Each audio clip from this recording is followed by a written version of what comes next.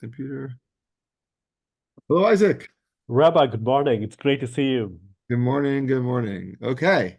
We're on our second story hmm of some people who want to be followers of Jesus. hmm First one, unclear if Jesus wants him as a follower. He might say, I got nowhere to lay my head. You got nowhere to lay your head. And this one, it's almost the opposite. He really wants this guy to be his follower. So if anything, hmm I hope the person in the last story with the fox and holes didn't hear this story because hmm it'd be offensive to him because Yeah. Jesus wanted this guy much more. Okay, so let's get started. It, it, We're actually it going to read sounds two verses today. yeah, it sounds very jarring, right? The one verse he's saying, like, I don't care, like, don't come out. Oh, his answer was so ambiguous, but it's not yes or no. It's more towards no. But this one he's saying more yes, and these verses just come just one after the other. Anyway, the Gospel according to Matthew, chapter 8, verse 21 onwards. Another of his another of the disciples said to him, Lord, let me first go and bury my father. And Jesus said to him, Follow me, and leave the dead to bury their own dead. Wow. Okay, yeah, and this is very hard to understand. We'll talk about some of the first century Okay, like Jewish this is practice very around death.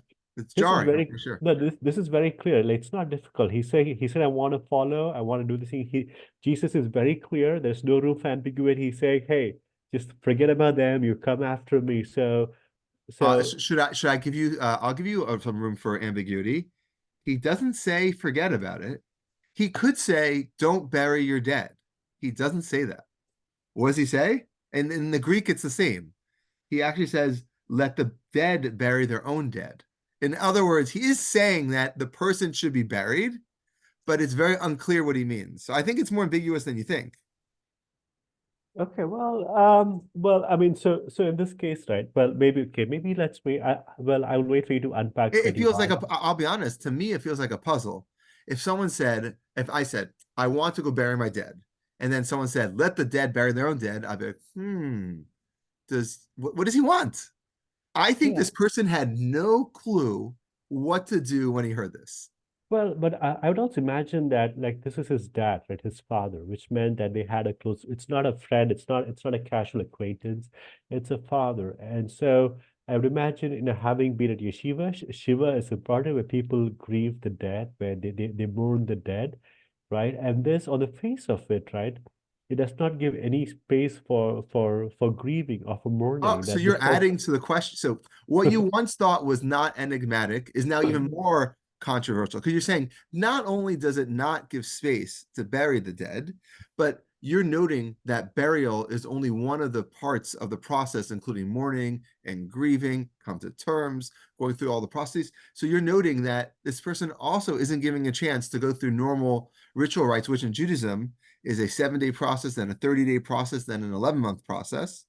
So, at a very minimum, when someone dies, after they die, after they're buried, the family will sit in their house on low chairs and mourn together.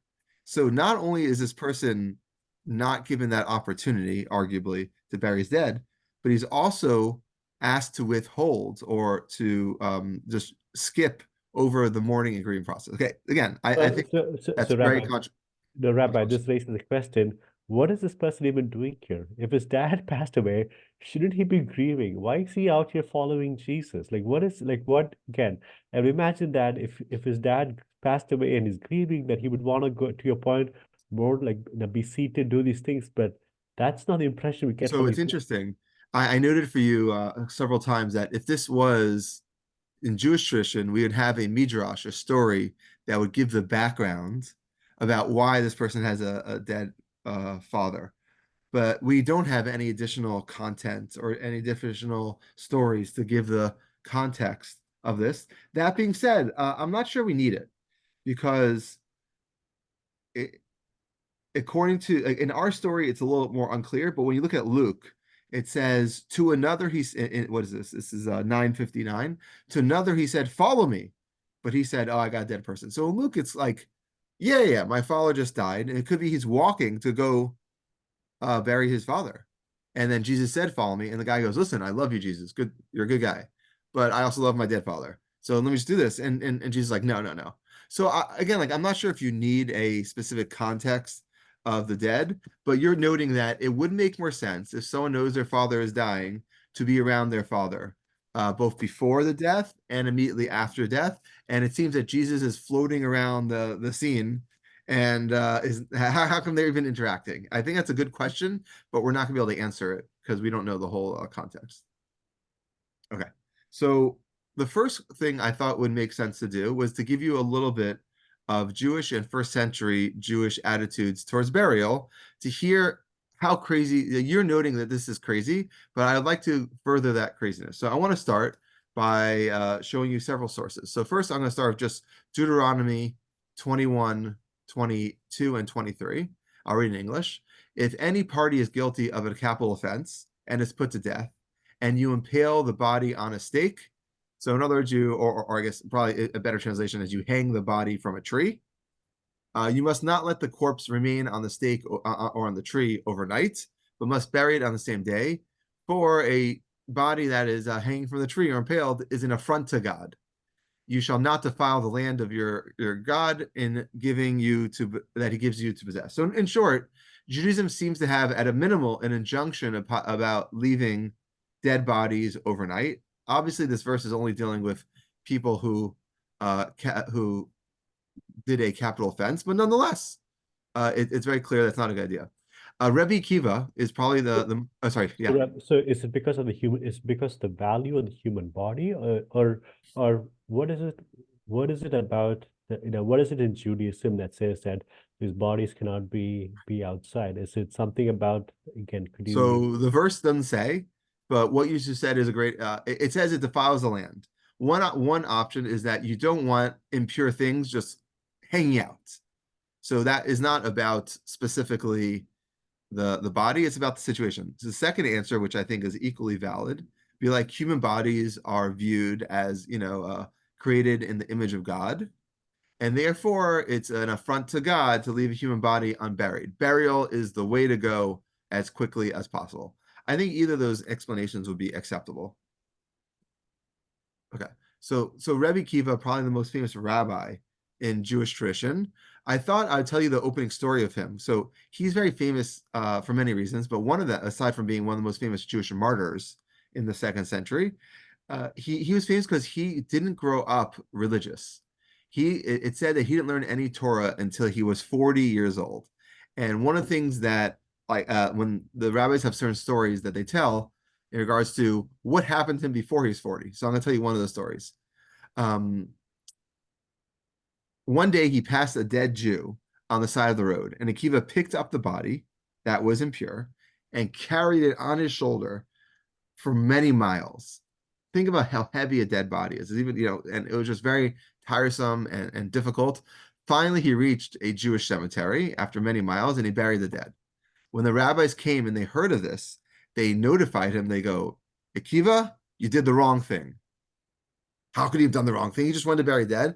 They said the rule is if you don't know the guy and you just find a dead body on the side of the road, that dead body kind of acquires that piece of land, and you should bury that person exactly where you find them. So, and then it says Akiva became so upset that he kind of went on his way and he was angry at the rabbis before he was religious. So one of the most important stories of our most important rabbi is dealing with the importance of burying your dead not only as quickly as humanly possible. And when you look at rabbinic tradition, it really expands upon this. So generally, I'm sure you've heard this idea of the high priest. The high priest is a very important figure in that not only is he not allowed to get impure for his family. So today, if you imagine how Jews work today, if you're a priest, a Kohen, and you have a family member who, let's say your mother-in-law dies, you can't go to the funeral. For the actual, you could go hear about it, but you can't bury the dead. The rule is that even today, Jews keep that a priest is not allowed to bury anyone, not allowed to go to a cemetery for any close friends, any uncles, only for the 7 closest relatives, mother, father, sister, brother, and wife. So, but what's interesting is that in other words, that the rule that you're not allowed to get impure or bury your dead is suspended for family. But that suspension is excluded for the high priest. The high priest is not allowed to even go to the cemetery for his mother, because he has a special status. And I thought this is really interesting Mishnah. That must be intense, right? To Yeah. imagine. Kohen Gadol, very intense to be Kohen Gadol, yeah, high priest. So there, another person who's not allowed to become impure for dead is which we talked about last session, is a Nazir. A Nazirite is someone who makes a vow. So the vow disallows him from touching impure, and a high priest disallows him because it's imposed upon him.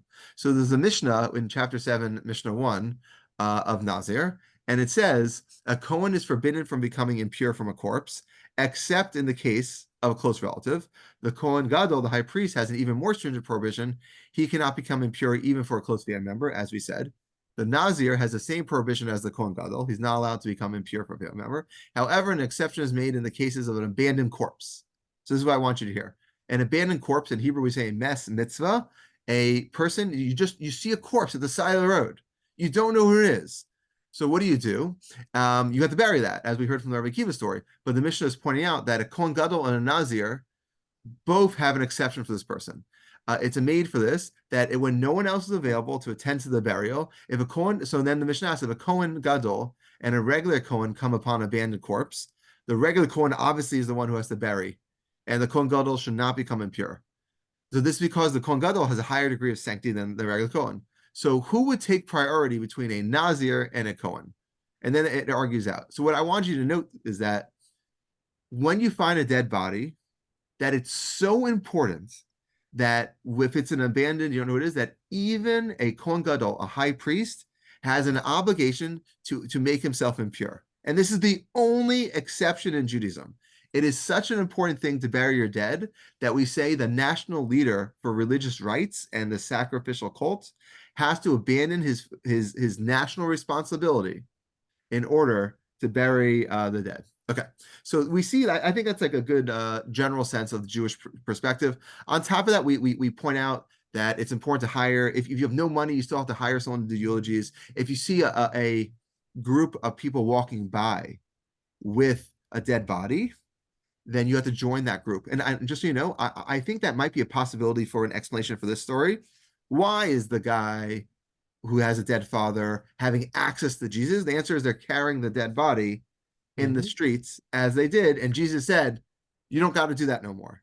And the guy's like, no. I'm team Jesus, but I think but I need to bury my father. That might be an explanation of the situation, which would have been very, very common in the first century, to carry the dead body into the graveyard. As you probably know, in the old city of Jerusalem, as if you ever visit the place that is ascribed to be Jesus' burial, it's very much inside of the old city today, but it would have been outside the old city walls. Really, the old city of Jerusalem is surrounded by crypts, and so much so that certain places inside the city walls, because the city walls very much expanded over time, specifically under Turkish rule in the 15th to 16th century. So certain places where Jesus would have died, according to tradition, that is inside the old city, but it historically been outside. The answer is because they would take the body through the streets and carry it to immediately outside. And how far are you going to carry a dead body in the first, second, third, fourth, fifth century? They'd carry it until a crypt or until a place where they could bury it outside of the city walls. But if anyone sees this group, you're supposed to join that group. So I think that's a good Jewish perspective. When you look at the actual New Testament, we actually have a lot of sources for how death and burial would have taken, not only with Jesus, but with other people who are mentioned also in the New Testament. We have some, so for example, the body of the young man Nain, who's mentioned in Luke 7:11 through 7:17. We mentioned that what took place with him, how he is clothed, how there was no coffin, how he was followed by his mother, and much of the people of the city. So we see even in the New Testament, in Luke 7:11, that a person would have been carried out and the people of the city would have been involved.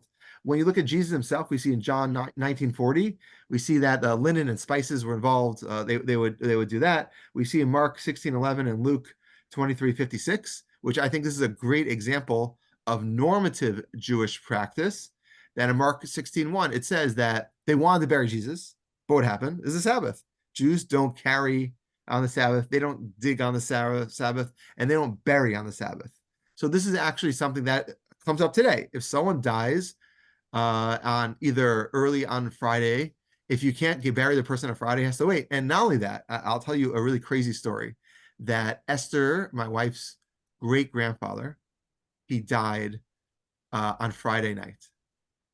So the rule is when the person dies on Friday night, you really can't take the dead body out of the house because he becomes like untouchable. You can only move him to the ground. So they had to keep the dead body in the house the whole time on the Sabbath because they don't use electricity. They couldn't call. And everyone knew there's a dead body in the house, but there's nothing you could do. And the family kind of had to pretend because this is an idea of it being happy on the Sabbath. The family wasn't allowed to mourn. They weren't allowed to grieve. They weren't allowed to prepare for the death. They just kind of had to pretend that the body wasn't there because the Sabbath rules overrule the rules of burial. Like they're in the idea of hierarchy, Sabbath comes first. So we see this with Jesus too in Mark 16:1 and Luke 23:56 that Jesus' burial was suspended for the Sabbath. So we see, I don't know if this is a precedent, but we see at least I want to use this as a continuance or a bridge that we see that in religion there is an idea that you push off burial for more important things. And that more important thing is only Sabbath, you could delay. But we also see that you don't push it off no matter what for an abandoned corpse. So I wanted to set that as the two extremes. On the one hand, buried corpse, no matter what, even the high priest buries. And then the other extreme, the Sabbath, that even if you find a dead corpse, and even if it's the high priest, you don't bury it. So I feel like Jesus does have some wiggle room over there to say, you're supposed to bury the dead right away, but maybe there's some circumstances, like as we see in one of the words that Luke has that we don't have in Matthew here, in Luke 9:60, it says, let the dead bury their own dead, but as for you, go and proclaim the kingdom of heaven.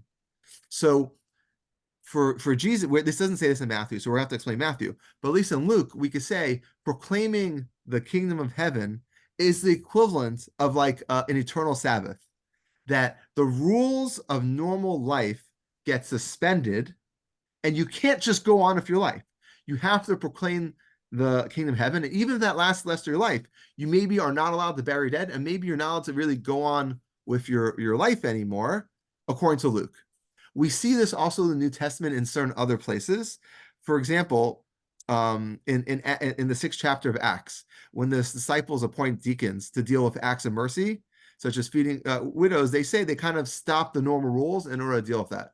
Also, we see a similar message in 2 Timothy 2, that we see no man being a soldier of God entangles himself with worldly business. That's 2 verse 4.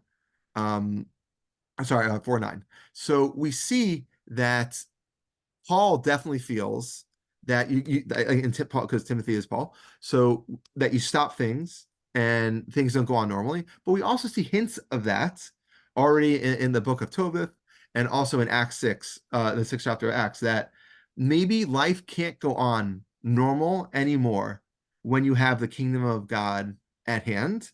And I think this is a question that we could ask you, we could ask you, Isaac, like from a Jesus perspective, where do you feel that life should be suspended, even right now, that you shouldn't live your normal life because either the kingdom of heaven has come or because you have an obligation to announce the kingdom of heaven? It seems that Christianity, definitely Paul, but Christianity in general has a sense, which I don't know where the line starts and the line finishes, but there's a sense that you can't live a normative Jewish or Christian life without proclaiming the kingdom of heaven, and you actually have to cease doing what you're doing at a certain level, even if it's a normal state of life, even if it's burying your dead, because the time has come. So how does that play out in your life, Isaac?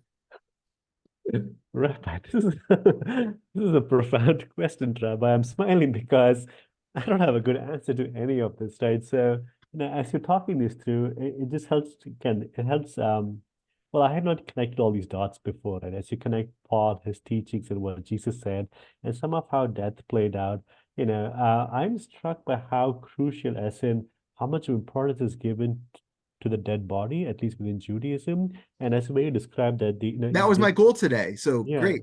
you Goal know check. that we have all these laws, but the laws of Sabbath they supersede this law. I was so like just taken back when you said that a high priest cannot bury his own mother-in-law, right? Or they can only bury these few people. High priest Uh, can't bury his own mother. I said a priest can't bury his own mother-in-law. High oh, priest can't bury his own mother even. yeah, yeah, and so and when you mentioned that when Esther's great grandfather passed away, like I can't even imagine like what this means. So in the context of that, right? I would love to hear what you have to say. I don't have a good Can answer I to your can I make question. it worse with Esther's great grandfather? Can I make one additional? So Esther's grandfather was living in the house, and these both were great rabbis, and he held because you're not allowed to diminish the honor of the Sabbath, that he forced them to sing at the Sabbath table. He's like, if we normally sing, we have to sing. You can't diminish over this. And I think this is one of the things that's very hard. A lot of times Judaism, that we see with the Kohen Gadol, that we have this idea that you can't express diminished happiness in the face of larger values. So, for example, if you, I'll give you another family story that my grandmother, she died on the second day of Booths of Sukkot. So the rule is you don't bury someone during the 7 and 8 in America 9-day holiday. So her sorry, you bury, but you don't mourn. Sorry. So they buried her right away, but the 7-day mourning period was delayed until 7 days later. So imagine this. Your mother died. You have 7 days where you just have to celebrate a holiday, pretend to be happy in the name of national unity or in a bigger ideal. And then 7 days later, you gotta just stop that happiness and start being sad. So this is one of the things that is very, very difficult, I think, for a lot of people. Okay. So, in the context of that, given how important burial is and death is, these words of Jesus would have been very subversive or very jarring, or he was trying to change. And again, Yeah. yeah, So this is within one of the so most subversive things we have for sure. yeah, so without the Jewish context, right, these words to me would mean nothing. Oh yeah, Jesus said, "Come fall after me," because I am more important. But once when you frame this in the context of all the Jewish laws The and what most death meant, important thing someone can do.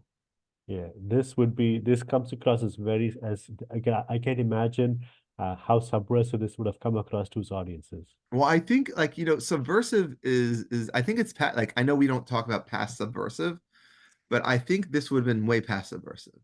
Subversive is kind of undermining a social norm. This is destroying it. So, okay, so let's go now. I want to do two things in the actual Matthew. I want to go through the verses and I want to also compare it to Luke Can because I I, think, yeah. so I'm intrigued that, so he says something, Jesus responds saying, "Follow me." And and the author leaves it hanging. Like, did this guy follow him? Did he respond to that? Did he say, "Oh, Jesus, what about this? What about that?" Like, the author leaves it hanging. He does not give this to conclusion, as in, he leaves us to draw our own conclusions from this. Right. You are completely true. I guess I assumed that Jesus being a leader figure, a moral figure, that people would listen to him. So I just assumed that the person didn't bury his dead. But I guess when you look at the last verse of 8:20, and it says, "But the Son of Man has nowhere to lay his head," that also is a ambiguous ending that we really don't know what to expect. So I think that's a great observation, Isaac, that these stories are such are written such that now we don't know the ending, but maybe the ending doesn't matter. Maybe the message that Jesus is saying what matters and what people actually do is an accident of history. Okay, so I want to analyze Matthew versus Luke. So the first thing that I want to note is that Matthew starts with no context. So when you look at 21, it says another of his disciples said to him, but it doesn't say like what was said first. When you look at Matthew 8:19, it's very different. It says a scribe then approached him and said, "Teacher," and it almost like sets up the background. But over here, the idea is that it looks like first let me go bury my father. So the assumption is that the father's dead. I want to note it might be the case his father's not dead yet. It might be his father is on his deathbed. And in the olden days, don't forget, we didn't have hospice, we didn't have hospitals. You knew a person was going to die that week. So it could be he wasn't saying, let me bury my already dead father. He was saying that I'm ready to go where you want, but I need to do something for my family first. So I just want to note that as a possibility. But when you compare verse 8:21 to Luke 9:59, it's a very, very different message. Jesus doesn't come off in Matthew and say, "Come and follow me." The guy's already trying to follow him, but says, "I have a delay." But in Luke, it's very different. It says, "To another he said, follow me." But he said, "Look." So I think it's very different attitudes, and I think this is something that we've discussed in the past, and it's a good question. Was Jesus seeking out disciples? Because in Matthew, there's no seeking out. He's just giving advice to a person who's already a disciple. But in Luke, the person is not a disciple automatically. It could be, we don't know. But if you look at it, says to the guy, follow me. You should do this. And there's no evidence that he's already a disciple whatsoever. So I think there's two different attitudes that you could pull and cull from this about Jesus' attitude towards disciples and collecting them. As we noted with Peter's mother-in-law in 8:15, she got up and began to serve him. And obviously that should be some form of discipleship. We don't know how Jesus responds to that. But we see that he's collecting disciples, but we don't know if he's actively or passively doing that. So that's the first observation between Matthew and Luke. The second observation, I just want to go into what this idea can mean. Let's imagine that the person's father's already dead. What does it mean to say let the dead bury the dead? So I want to point out the messianic overtones of such a statement, which I don't know if you thought about this. One of the things that Jews expected to happen in messianic times is a tchias hamesim, a resurrection of the dead. You're aware of this, right? That Jesus comes for a third time, and like what the Christian tradition and everyone and lots of people are going to rise again to be judged, to die, and there's obviously different traditions about what's going to happen. So if you imagine that Jesus believes that he's living in a time of resurrection of the dead, he's also saying that if we are living at the time of the kingdom of God, the kingdom of heaven, there's not going to be any more dead. We're all going to either rise and live eternally, or we're not going to die in the first place. So could be saying, let the dead bury their own dead. That could be a sarcastic statement. There's not going to be any more dead. Let the dead take care of it, because there's nothing to take care of. So I want to note it from a messianic perspective. There's a really easy messianic read. He doesn't mean this, Jesus. Let the dead take care of the dead. Namely, there's not going to be dead. So don't worry about it anymore. It's not a thing that you, a new disciple, you're not going to have to bury your father if he's dead already or is not dead. There's not going to be any more death. So I think we'd be remiss if we didn't note that messianic perspective. But Yeah. how likelihood is that perspective in these verses? I don't get the impression that's Well, it gets rid of our subversive element. That's what it adds. So I think the subversive, what I would call destructive read, that is so at odds with everything that Judaism taught, that it would be hard to stomach. I know Paul got rid of a lot of the commandments, but imagine at this time Jesus said, "Eat pig." I think that would have been very difficult. I think Jews across there's only so much. I'm arguing that Jesus has more wiggle room than a regular rabbinic leader, and we have certain examples of breaking the Sabbath. At one point, it's mentioned that they pick grapes. That would have been according to most explanations of the proscriptions of the Sabbath that have been forbidden. But again, Jesus can't come across and say, "Let's go keep Judaism like Hinduism." There are certain windows or certain gamuts that he could go, and he can't pass a certain level. It can't be too much subversive. There's a limit to the subversiveness where it goes and becomes a religion that would be rejected by the masses, or at least not being Judaism anymore. And at least from my perspective, it does look like he's trying to fit within the norms of the Matthean community. So, Rabbi, so earlier when you said about, if this is being messianic, it chips away at the subversive nature of the verses, right? But before that, you also mentioned that the topic of resurrection, it was common within Judaism where people believed that one day that will happen. Yeah, So everyone. so the messianic view is not that different from the day of resurrection, right? So in that sense, so if we were to connect those two, then it could be that he was pointing to the Jewish faith of day of resurrection, and that feeds, and that, that has its own history, that has its own uh, richness to it. So in that sense, then maybe this is not really subversive. Maybe he's just pointing to the day of Yeah, so resurrection. that's exactly what we're saying.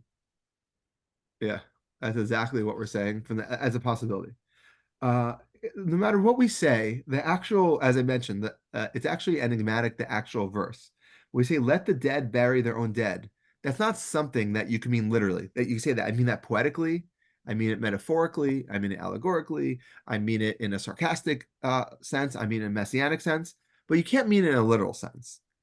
Short of the dead rising and then like they can't bury it. So there's no way to read this without having to answer a question. But the more straightforward read, which we said in the beginning, and I think is probably the straightforward read, is that Jesus is suspending what normal actions you would take, and which is much more clear in Luke. Let the dead bury their own dead. But as for you, go and proclaim the kingdom of heaven, the kingdom No, of yeah, God. so again, this might be completely unrelated. So in some earlier in Christian circles, I've heard that if the son is there when the dad passes away, then the son will get part of the in inheritance. Or if he's not there at the time of death, he might not get his I mean, inheritance. I guess if it's Is a that corrupt, I mean that's not like a person automatically inherits his father. If it's a corrupt society that steals the stuff, I guess it's possible. okay? So in this case, the guy saying, I want to go bury my father, it is not connected to him receiving it's not connected to him wanting his dad's inheritance. It's more as in saying, I really want to go bury my dad. Yeah. So, right. And so again, like there's a suspension of the normal actions. And the third interpretation, I think the third one is the most normative Christian. What I think what people would say in church is that the father's not dead yet. And let me be with my father because I'm a sensitive son and you should be a sensitive Messiah or prophet. And Jesus is like, you got to put Nope. sensitivities behind you. That's Mhm. not the most important thing right now. And I think that's probably the most like that's the least big explanation. That's the least dramatic one. You don't have to say anything messianic. You don't say any suspension. All he's saying is that if he's not dead yet, do this first. But when he dies, go bury him. Mhm. So that would be our least controversial interpretation, and I think that would be fine as well. Okay. I think that's all we got for today, Isaac. Rabbi, on that note, no, thank you. This verse, which I have just assumed, just kind of read this as in as a footnote here.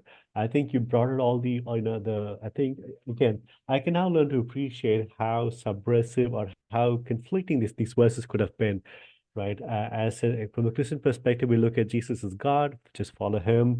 But this is, to your point, it's not just replacing one, it's completely disregarding existing norms. It's not even trying to work at the margins, but trying to completely push away or turn them upside down some of the existing norms. I would have wished that the author would have indicated how people lean. These verses are so vague, right? And so both the scribe and the disciple, if there's some inclination of how they responded.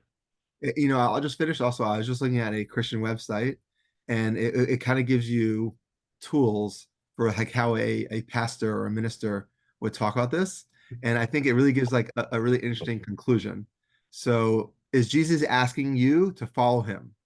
Is God right now tugging at your heart? Is God trying to make you change your lifestyle? That's one that you should get from this. Number two, is there anything dead you're holding on to that you're holding so much you got to let it go? That's number two. And number three, are you ready to count the cost?